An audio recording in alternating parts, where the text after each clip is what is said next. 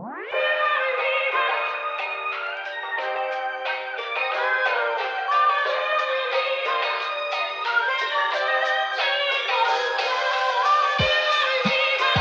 to Better, the podcast about doing better, being better, and leaving the world a better place than we found it.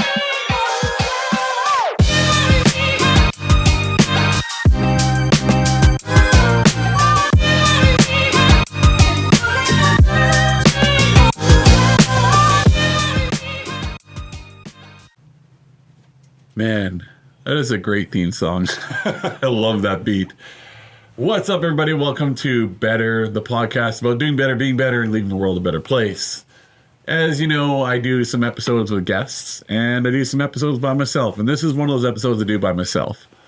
The reason why I do this podcast is because I realized that myself and a lot of the people around me were going through constant betterment journeys, meaning there was a moment or many moments where we stopped and said we need to do better. Because if we don't do better, we're either shitty people, or we're not doing right by our people, or we're not leaving the world a better place, or just those moments that allowed us to go, what we're doing is not exactly what we want to be doing, or not exactly right. And I've had, I could not put a number to the number of times that I've had this happen in my life.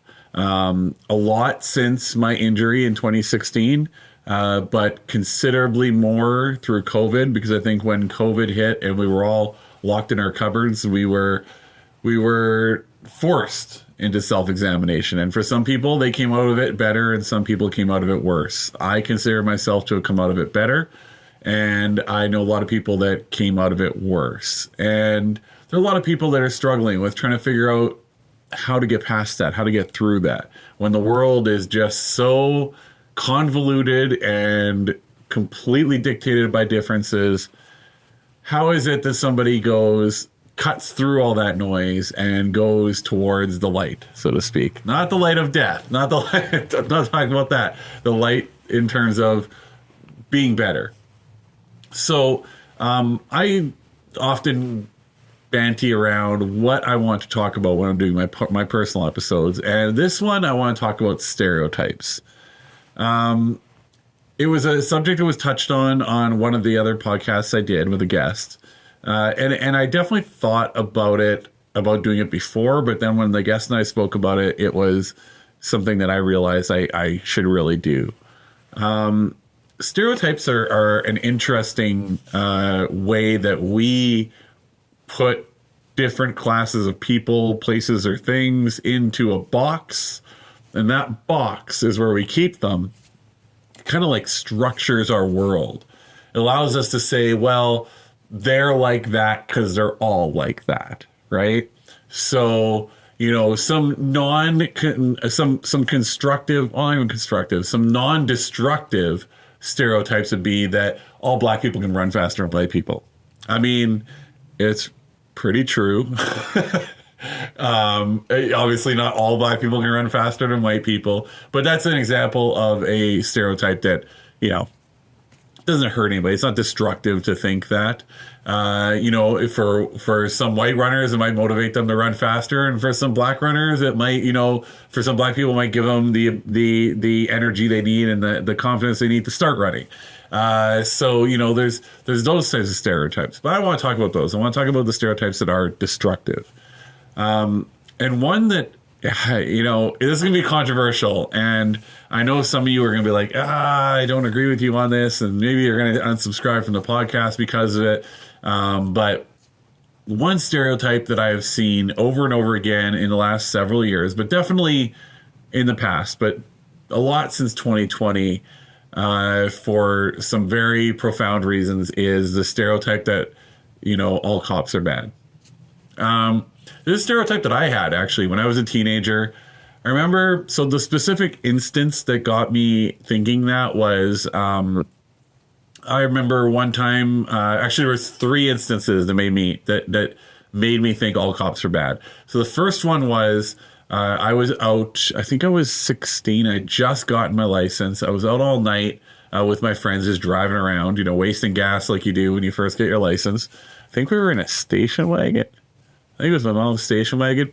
And we were in a back lane eating McDonald's and a paddy wagon. So a cop van pulls up, and they said they knock on the window, and I roll the window down, and we're eating McDonald's, not doing anything malicious whatsoever. And they said, "Well, what are you guys up to?" We said, "Well, we're eating McDonald's." They said, "Have you been drinking?" And this is, I think it was like 3:30, 4:30 in the morning or something like that. And I'm like, "No, I mean, they have, I haven't." So they didn't believe me. So they got me out of the car. They put me in the back of the van. They gave me a breathalyzer. Breathalyzer came back clean. What do they do next? They gave me another breathalyzer and another breathalyzer and 4 breathalyzers in total they gave me. And I was, at that point in time, I was a pretty shy kid. So, I'm thinking in my head, like, how many of these do we have to do before you figure it out? But I just kept going with it because, again, shy kid. I didn't want to get in trouble with the cops. So then they say, well, they start asking me these questions that I really didn't understand at the time. But then I realized they're asking me the questions because they're trying to figure out if I was using a cheat around the breathalyzer. Then they were like, well, do your parents know you're out right now? And I was like, yeah, my parents know I'm out. They also trust I'm not doing anything stupid. But they wouldn't believe that. Then they pulled all my friends out of the vehicle. And then a couple of my friends have been drinking. A couple of my friends were black. A couple of my friends were brown. They gave them more shit than they gave me. And it went on like this for a couple hours before they were finally forced to, let us go. Because one of my friends was like, I'm calling my dad. My dad's a lawyer. And that was the end of that. The second instance was I was out for New Year's Eve when I was 17 with a friend. We were at a hotel. And we're walking into the hotel, and the hotel room that we were going to was having a party, and the party was getting broken up.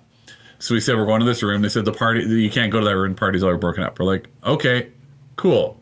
Security guard says, why were you even going to that party anyways? That's nothing but troublemakers.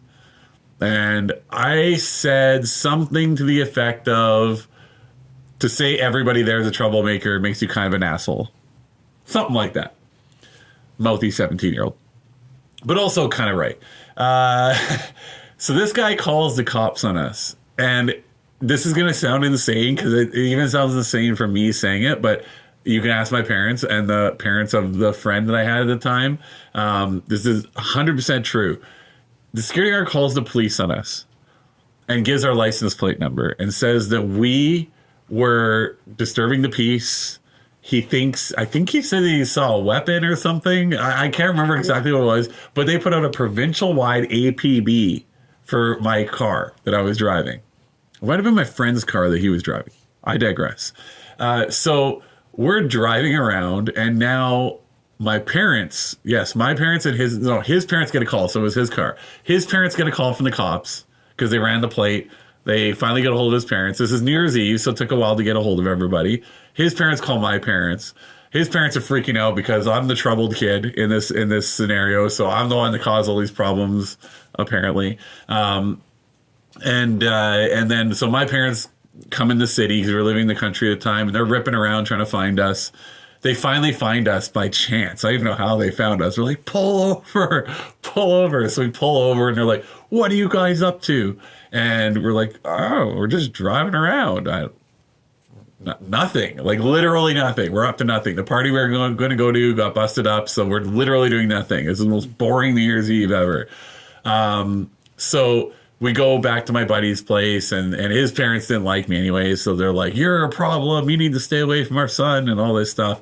And, so I was like, why did the cops put out a provincial-wide APB just off of that? Like, that seems insane to me. So that was another blemish. And then the third one was going back way younger when I was, would have been about 11, between 10 and 12 for sure. My cousin, who is mulatto, part black, part white, and I were taking a shopping cart. We're running it into the side of a business. Okay. Just being idiot kids. He was, I think he's 4 or 5 years older than me, something like that. So we're just doing this, and the cops pull up, And, one of the cops takes me and starts walking me back to his house. But they lay into my cousin and they treat him like shit because he's black. And that was really my first moment of experiencing racism. And at that time I was so young, I didn't even really understand what the heck was happening. But I do remember having the feeling of like, why are they doing that? Why did I get walked home? And why did he get, laid into and get treated like shit? So those were the three instances. So between 10 and 12, and then, between 15 and 17, or 16 and 17, these are the three instances that shaped my worldview that all cops were bad. Obviously, my cousin, who I was running the shopping cart into the wall with, he had a worldview all cops were bad. And around that time, I know it came out way before that, but NWA was getting a resurgence. So Fuck the Police, the song was really big at the time. And that was kind of like the motto that everybody had. And then we fast forward to 2020 and we have the George Foreman thing that happened. And then the Black Lives Matter, the defund the police and all these things. And now in 2023, we're seeing the result of some of those defund the police campaigns, which have been a total disaster. So that's the first stereotype that I like to talk about, because that stereotype led me to be distrusting of police, even when they were trying to help. So it led me to a bad attitude towards them. Even like, let's say my office got broken into and the cops came and they did their interviews and everything. I found that I had my back up against the wall and I had my chest puffed out simply because of my past experiences. Even though these cops, there was nothing wrong. My mom was a property manager at Manitoba Housing, which is low-income housing. And she was constantly having problems, having to get police escorts. She was great friends with a lot of the cops there. I met a lot of them. I spent a lot of time with them. Go for wings every so often with them. And, they're great cops. I have a couple friends that are cops. I have cops that have, helped me out in situations where I could have gotten in trouble, but I didn't, and I shouldn't have been in trouble. It was just a misunderstanding. Like, for example, I was standing on a street corner one time, and there was this old blind man, and another old man who was his companion, his friend. They were trying to get on the bus, and the old man put down his bag, and he was trying to fold up his walking stick, and this guy came by, ran and grabbed the guy's bag off the ground to steal it and was running away. And I'm looking around like, what, does anybody got to do anything? And everyone just pulled out their phones. So I go running after this guy, and I'm way bigger than this guy. I mean, I was like double this guy's size, and he's got just shorts on. So I'm running after him like, stop. You want to stop? You got to stop, because I'm catching up. And I caught up to him, and he wouldn't stop. He's just like, oh, fuck you, just yelling at me all the time. So I kicked him in the back, and he went down on the cement, and he slid along the cement, tore all the skin off his chest, broke his jaw because he fell against some like a railing. Total mess. All the cops saw was my big ass size 15 boot kicking this guy in the back and knocking him down, not realizing the situation. So they put me in the back of the car, but they were really nice to me. They were just doing their jobs. But I see on, you look at videos on the internet and people are like, unnecessary roughness, and they're doing all these things. And sometimes, yes, sometimes absolutely it's true. There's, lots of good cops and lots of bad cops, right? But sometimes they're just doing their jobs. And part of their job is put the person down. I wasn't resisting them, so they put me down, put my arms behind my back. They handcuffed me, they picked me up, they put me in the back of the cop car. And I'm sitting there, and it's uncomfortable as hell. I don't know if you guys have ever tried doing it. Try just sitting like this for a while, and you'll realize it's so uncomfortable. It's like a great tactic just to get people to do or say what you want, because they just want out of that uncomfortable situation. Like, just take the cuffs off. Okay, I'll take the cuffs off, but tell me this, right? It's kind of their tactic that police use. So it was that instance where I'm like, wait a second. So they're telling me all they saw was this part of the incident. Now they're interviewing everybody, finding things out. They did. They're like, stay the fuck down, don't swerve. They're kind of stern about it. But I think back to situations. I'm like, I've been pretty stern with people sometimes. So if teachers that I've messed with or whatever. So look at the situation and I say, that was the one that really made me think. I'm like, yeah, they were rough, but they have a rough job. And they weren't rough to the point where they were like breaking my arm or anything. They didn't, I didn't resist. So there was no pepper spray, no stun guns involved or anything like that. And I was like, but I still had this bad attitude towards them. And when I went back home afterwards, I sat there and I was thinking, I'm like, should I be like this?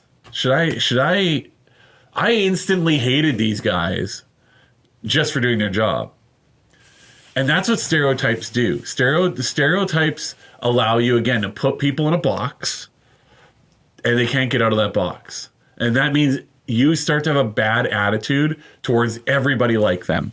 We have a big problem with that in Canada with Indigenous people. I have plenty of Indigenous friends. They don't drink. They go to school. They have good jobs. They do, we have all these examples around us of perfectly fine functioning Indigenous people. But yet there are those that are like drunken Indigenous people. They don't deserve our time. They're always homeless. They're always just feeding off the government. I know lots of Indigenous people that went to school and didn't get any feeding off the government heat. So it's a stereotype that if you allow it to exist, the longer you let it go on, the more it hurts you in the long run, because now you're closing doors to certain people and certain things in this world, right? Stereotypes towards doctors is a big one. I hear a lot of people say doctors never talk about nutrition or exercise or anything. I just went to a doctor's appointment with my mom, and the doctor, his literal only diagnosis and his literal only prescription to my mom was exercise. I've talked to my doctor about diets. And I know that maybe this is a thing that's now coming in a bit more, but over the years I've had the same thing. And I think that generally doctors are there to treat symptoms, not to proactively tell you what to do, because they're hoping that you're gonna know. Like, who doesn't know you should exercise and eat well? Is there anybody on this planet that's like, wait, holy shit, seriously? That's what I have to do? I've never heard of that before. Have you ever? Is that a thing, Skylar? I don't think anybody's sitting there with their mind blown when they hear that, right? So I think that's kind of what it's about. But then people are like, well, there is about vaccines and medicine and all that. Maybe that's what some doctors are all about, but definitely not all doctors. And now what happens, right? You start to stereotype doctors, you put them in the box, and then something really goes wrong with you. What do? You ignore it. You say it'll go away. You'll say there's no way they can help you. All they're going to do is give you medicine. All they're going to do is get you addicted to an opioid or something. So you deal with it and you let it ride and you let it keep going. And turns out that little thing that was annoying in the beginning is now stage 4 cancer, and you could have done something about it, but you didn't, because of the fact that you had that box for doctors. So when I look at stereotypes, I think I really try to break free of them. And I do find my mind sometimes is like, it's easier just to be like, oh, my big one is homeless people. A really big one is, this has taken me a very long time to get my head around, is that not all homeless people are addicted to drugs. Not all homeless people just were at a party one night, did heroin, and they're like, oh my God, I need all the heroin all the time, and I don't care what happens to my life. Not, my big moment that broke the stereotype about homeless people was I took a tour of a homeless shelter. We were working with them on an event, and they took me into this like little clinical section that they had, and there was this guy who got glasses, and he put the glasses on and he broke down. I mean, this guy fell to his knees, tears just like, well, I'm not talking like, this guy, the pouring eye emoji, this guy's eyes were pouring. For the first time in his life, he was able to see properly. Now you're thinking to yourself, well, that's insane. Why didn't he just get glasses earlier? As a kid, they were poor. His parents weren't exactly supportive. His parents didn't take him to get anything checked. He was never told otherwise that this is not how people see things. And then he was a victim of abuse. He grew up to deal with that abuse. He got onto drugs to deal with the drug abuse. He ended up having to, lose all his money. He ended up in on the streets. At what point in time is this guy going to be like, oh yeah, I better get my vision checked, right? So this guy gets glasses for the first time. I was at the homeless shelter. Okay, let's see. It would have been May. That was May of 2018. We came back November of 2018 to deliver all the stuff that we had gotten as a part of the event. And I asked them, I said, what happened with that guy? And they're like, job, clean, renting his own place, comes in and volunteers and feeds people, the other homeless people, all because of glasses. And that was a big moment for me. I was like, oh, Jesus Christ. I've just been feeding off of what society has been telling me about homeless people my whole life, right? What I heard growing up was homeless, and this isn't the fault of I didn't really hear this from my parents or anything. I heard this from like media and from, just around the way. Homeless people were people that just continually made bad mistakes. They could have done something about it at any point in time if they wanted to, but they just choose not to. And now when I look back, I'm like, how stupid was I to believe that? Somebody chooses, like, they're in the right frame of mind and they're choosing to be homeless. They're choosing these things. They're choosing to be up all night because if they stop as females, they get raped. They're choosing to have to like basically carve down pieces of glass and sleep with it like this in case somebody comes up and tries to stab them. They're choosing to be in minus 40 below weather in Winnipeg without a roof over their head. Like now when I think back, I'm like, what an idiot I was to even believe these stereotypes that people were putting out. But I did. And it's a shameful thing when you realize how much you let other people dictate what you believe, and you can't truly call yourself smart in any way, shape, or form until you can break free of believing in the things that society's telling you without actually examining them. I think the true sign of intelligence is examination of that which you're told, and not necessarily getting the right answer, because the answers can change sometimes, right? There have been vaccines decades ago that were harmful. Now, unfortunately, people today are still riding that science, ignoring the new stuff. But it's a stereotype that people built up because 50 years ago, there was a vaccine given out in Africa that wasn't stored properly and it made everybody sick and it killed some people. So everybody just holds on to that, right? And they developed that stereotype. Now it's not even a thing. In fact, we're getting away from temperature-based vaccines altogether. Like literally the science is addressing everything that we have a problem with so that everybody can be happy and then everybody finds new things. And people find the new things because of the stereotype. Because the stereotype is their worldview. You hold on to a stereotype long enough, that becomes your worldview. All homeless people are useless. All cops are assholes. All vaccines are bad. These are all things that these stereotypes in a box. Now, how did I break out of that? That was hard. So, as you can tell from my stories, there are these moments that have helped me break out of it, right? But what really helped me was to break out of believing in stereotypes was coming to the realization in about I say it was about 2014. No, you know when it was? It was 2008. And now a better moment with Fred Stoller.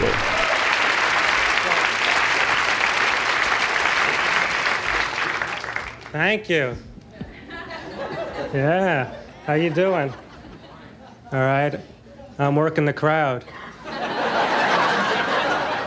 Hey Jay, Fred Stoller. Interesting questions. When life, career, personally, did I say I have to do better? Sometimes escaping too much with edibles, it stays in my system at my age. I've got to stop escaping too much. I have to do better. I'm too critical with myself, beating myself up.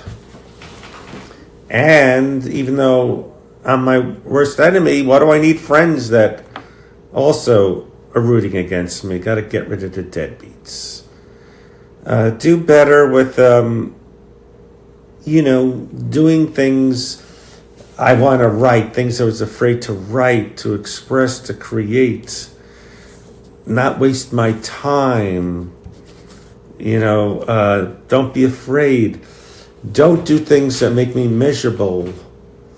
I've had friends I've had 30, 40 years. If I met them now, I wouldn't be their friend. Life's too short. I had to cut out a lot of people, like I said, and had some of these things, like some of these auditions, I know I'm wasting my time, were soul-killing. And I had to say, if I only had a few months to live, would I do these things? Are they creative? I don't want to audition for people I've worked for before, who I didn't have to audition before. I don't want to really just be, as the Shawshank Redemption said, don't live in fear.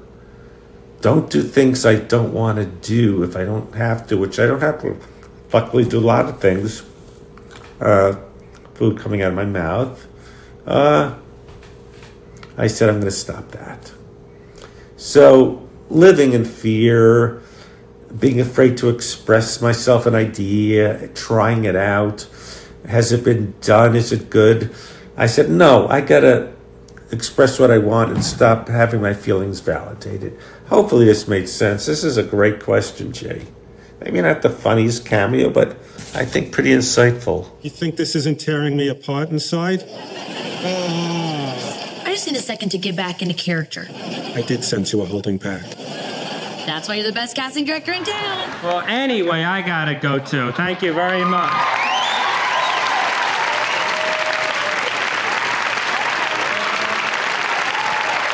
Fred Stoller. So, 2008, picture this. I am in a football stadium, and now we're talking in Las Vegas, so the football stadium is huge. For Canadians out there, if you've never seen an American football stadium, even a high school football stadium, they're bananas compared to ours. So, imagine this huge football stadium. Perfect night in Las Vegas. And me and some friends are standing around, and we're waiting for the speaker for the event that we're doing the next night to get off the stage. He's just doing his sound checks and box checks and all. I'll tell you about that another podcast. And he's basically doing his stage presence and everything, making sure everything is good. The person doing that was Barack Obama. So he gets off the stage, and he comes up, and we're eating pizza, and he gives me shit for having pineapple on pizza. He's from Hawaii. Anyways, I'm not gonna get into that story. Still a little salty about that one, Obama. But I remember he goes, we were talking about football. They were talking about football, apropos, since we're in a football stadium. A couple of guys, right? And they were talking about how Duke suck, okay? And how the Fighting Irish, absolute garbage team. And then somebody said, it doesn't matter who you are as a football player. If you play for one of those teams, you suck. And I remember, so at this point, Obama's in the conversation with us, and he says to one of the guys, I think it was Declan, maybe? He goes, you realize that one of the greatest football players in the world could be at one of those teams. But you just don't know it yet because he's on that team. You're not willing to give that team a chance. And so you're missing out on maybe one of the greatest performances in history in football. And he was like, well, yeah, no, I get it, but the team sucks, and that means that he sucks too. He's like, no, that's not what that means. He's like, and he actually made a hockey reference, which I thought was very impressive. He's like, think about Wayne Gretzky and the Oilers, and then Wayne Gretzky and the Kings, and then Wayne Gretzky and the Rangers. Wayne Gretzky was one of the greatest, if not the greatest, hockey player of all time forever. And yet he couldn't win a cup with the Kings. He couldn't win a cup with the Rangers, I don't think. Right? Can you look that up on Safari for me? I don't want to burn this. I'm pretty sure that Wayne Gretzky only won Stanley Cups with the Oilers. Let's see. Before I continue the story, I want to egg on my face. Wayne Gretzky Stanley Cup wins. Let's see. While he's doing that, the point of the story is that even though Gretzky played on the Kings, he was still a great player. And if you hated the Kings, you could still enjoy the individuality of each of the players. Winning 4 Stanley Cups, Gretzky is records of both seasons and postseasons. Okay, where did he win all 4? Let's say, can you blow it up a bit? Hit Command Plus a few times. Command Plus. There we go. He always won with the Oilers, didn't he? Yeah, no, he did. Okay, so I know he didn't win with the Rangers. So he didn't win with the Kings, which means he only won with the Oilers. And I was like, oh, yeah, you're right. Because when you have a stereotype, anybody is in that box, right? So let's say it's Indigenous people in Winnipeg. There are some absolutely amazing, talented, intelligent, incredible Indigenous people, but you got them in that box. So that box is like the team, right? And there's Wayne Gretzky's all in that box. Tons of Wayne Gretzky's, right? And you can't experience what they have to offer the world because of your stereotypical view. And that was really a moment where I was like, that's interesting to think of. Because Wayne Gretzky was still a great player on the Kings, but he just didn't win cups. So then it was a lot of moments after that. It was a little bit more growth needed. And, that was 2008. Then we go on in a few years. And then it really came down to the police thing. And I started to go, oh, I need to consciously make sure that I don't believe in stereotypes. So my conscious action against stereotypes was to keep reminding myself every day. I've told you guys about this before, and we'll go through an episode of it, of my affirmations that are in my phone and my to-do list. I pepper them throughout my to-do list so that I see them throughout the day. And one of them was talk to someone to learn about them and not their group. And what happened is I found myself now consciously going out and talking to people I would never talk to before. Stopping and saying what's up to the cops in the street when they were just walking around downtown Winnipeg.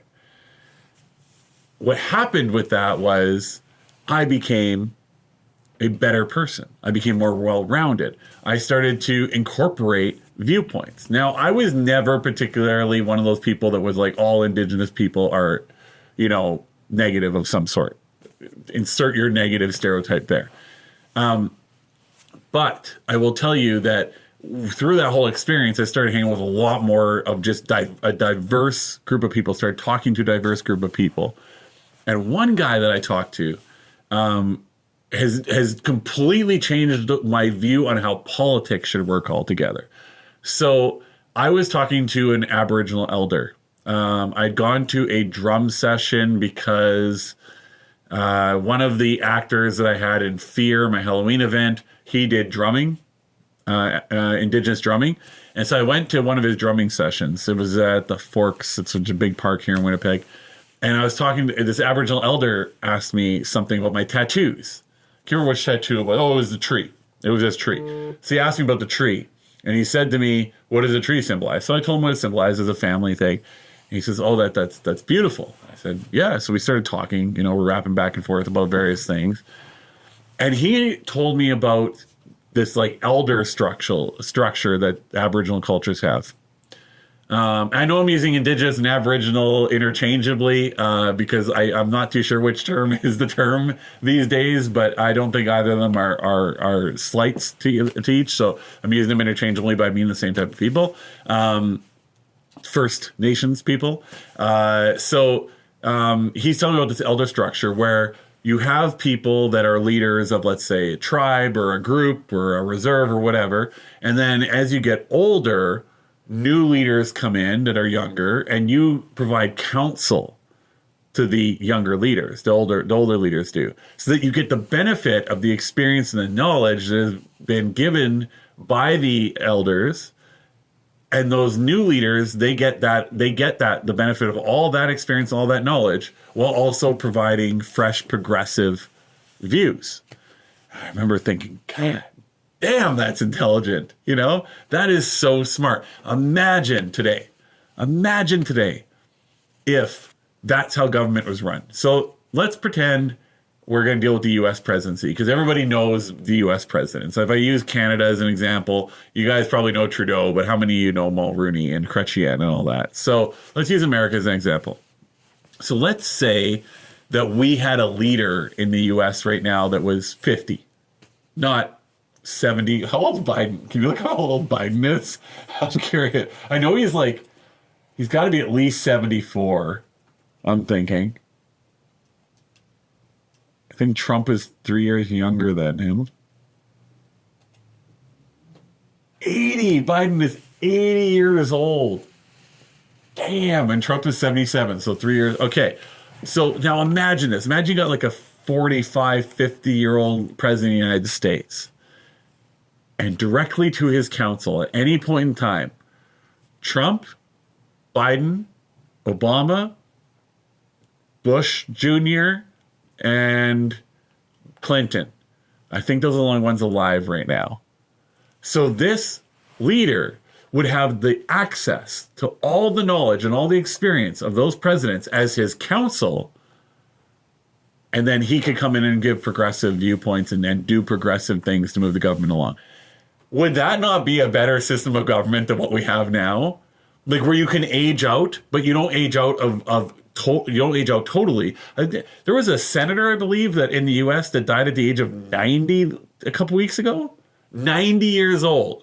Mitch McConnell got lost in the middle of a press conference, had no idea where he was. Age-related. I believe that was age-related, based on what they said in the press. So you've got all of these older people that are in these positions of power. I'm sorry, but I have never met a 90-year-old, an 80-year-old or anything that understands the way the world works now. They just don't. They understand some core principles. If I hand them technology and I say, do what you do, I want you to do these things with these things. They're just I'd say 99%. I'm not going to put them all, I'm not going to stereotype old people, but a lot of them would not know what to do with it, right? If you hand Biden the Apple Vision Pro headset when they come out, I mean, geez, that shit's going to blow his mind. For me, I'm going to put on and be like, this is cool, figure it out, you know what I mean? He's going to just be like, holy shit. And someone's going to have to explain every step to him. I've seen him with technology. He's not great. So I think, now I only learned that lesson because of breaking out of stereotypes. When I was a kid, would I have talked to an older, not indigenous, but just an older person? No. I was like, old people have nothing to offer. Really? So stupid. So, through all this, now I have cops as friends.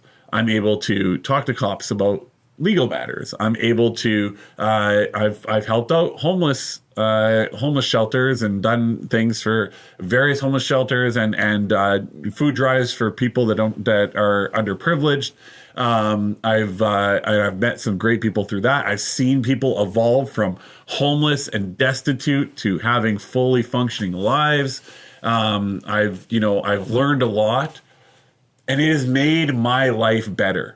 And it has made the people around me, their lives better, because I'm able to bring these things that I learn and these relationships that I develop to others. Now, do I think some doctors are idiots? Yeah. Do I think some indigenous people are idiots? Yeah. Do I think some cops are idiots? Absolutely. But I know now it's on individual merit. It has nothing to do. Stereotypes, all they do is hurt you because you are allowing yourself to take an entire group of people and lump them into something. And when the side effect of what happens with that is that you start to do that with everybody. And all of a sudden you're alone on an island. When you put everybody in a box of stereotypes just to make your world view a little bit more sensical in your head, you miss out on living. You miss out on a big part of the human experience, and that is to experience. Because that's really what makes life worthwhile, right? So now I'm not saying I'm going to, I'm not going, and I'm not, the cop that put his knee on the back of George Floyd and killed him, were there a lot of circumstances around that I think we'll never understand? Absolutely, but he shouldn't have done that. He shouldn't. When somebody's yelling, "I can't breathe," get up off of the person. Like, it's not hard to figure out. Somebody says, "I can't breathe. I can't breathe." How many people are like, "Oh, I'm just going to kneel in a little bit stronger"? That's just stupidity. That's just an asshole cop. Okay. But I saw a cop the other day that was super kind to a group of kids that were skateboarding where they shouldn't have been. It was right on the corner here by my office. And they came up and they're like, "Hey, like, I know, old fuddy-duddy cop coming up to you and like, whatever." And he's like, "I used to be a skater too." And they're like, "You never skated." He's like, "Yeah, watch." Pops one. And they're like, "What the fuck? Like, are you kidding me right now?" Right? And now they're having a good comment. He's like, "Look, guys," he's like, "I hate to do it, but there's people walking by here. There's a lot of seniors walking by here. There's a doctor's office right here. You just can't be here. Like, go over there." Right? And they did, and whatever. And they were all like high-fiving the cop afterwards. And like, there are stereotypes are bad for society. If you want to be better, be better. Be a better member of society and drop the stereotypes. It's hard to do, but I guarantee you, once you start doing it, your life will be better for it. So that's one of my betterment stories. It's one of my better stories about dropping stereotypes. I love to hear any of your better stories, guys. So leave them in the comments. If you don't feel comfortable putting them in comments, you just want them anonymous, put them into a DM to me in a couple episodes. Once we've gotten out, because right now I'm recording this episode. We haven't even published an episode yet. But when we do, I'm going to start to read some of this stuff out and share some of your better journeys. And I might actually hit some people up and have them as guests on the show. And that's how I'm going to find a lot of guests, will be through the interaction. So absolutely, if you have better journeys that you want to talk about, hit me up. I would love, love, love to hear them all. I think the whole point of this is going to become, if this becomes a thing, I don't know, it could totally flop and, we could be done 25 episodes in. But if this becomes a thing, I think that we are going to help a lot of people get through a negative mind space or a mental block that they're hitting because they can't figure out how to do better, how to be better, and how to make the world a better place. All right. So shoot us some messages, subscribe, all that fun stuff. And I will talk to you guys again soon.